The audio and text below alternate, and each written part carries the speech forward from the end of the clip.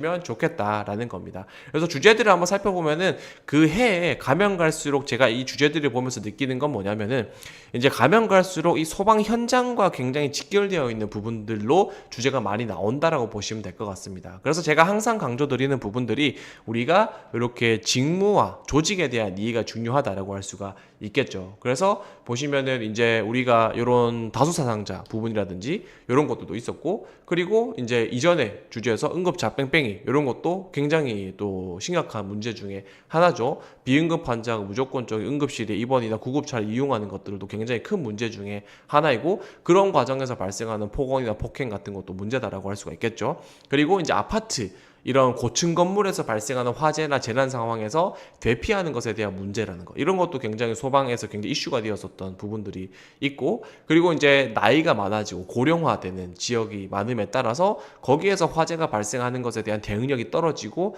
어떤 인구가 줄어들면서 어떤 지역의 농촌 인구나 농촌 지역 이런 쪽에서 화재 대응이 어려운 것들이 실제로 문제가 되는데, 그걸 위해서 주택용 소방시설에 대한 보급이 늘어나야 되는데 늘어나지 않는 문제, 그런 것들이 어떻게 보면 소방 현장에서 실제로 많이 발생하고 있는 문제 중에 하나다라고 할 수가 있겠죠. 그래서 이러한 기출 문제들이 많이 나왔다라고 보시면 될 것 같습니다. 그래서 여러분들 발표 면접 준비하실 때에는 반드시 내가 지금 지원하는 직렬, 그리고 소방과 관련된 어떤 문제나 이슈들이 실질적으로 있을까, 올해는 소방과 관련된 어떤 문제와 이슈들이 있었지, 이런 것들을 반드시 이해하고 가셔야 된다라는 겁니다. 아시겠죠?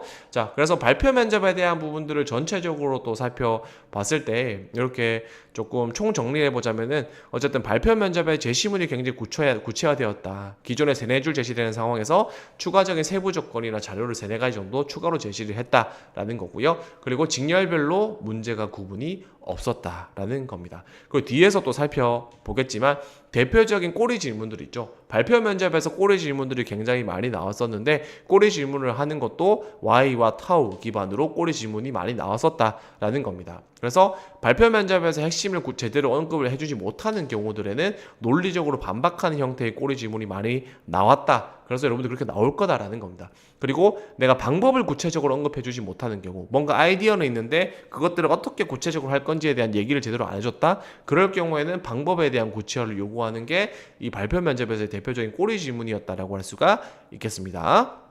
그래서 여기에 맞추어서 좀 준비를 하시면 좋을 것 같고요. 그 다음으로는 이제 이 발표 면접이라는 부분들이 여러분들 굉장히 좀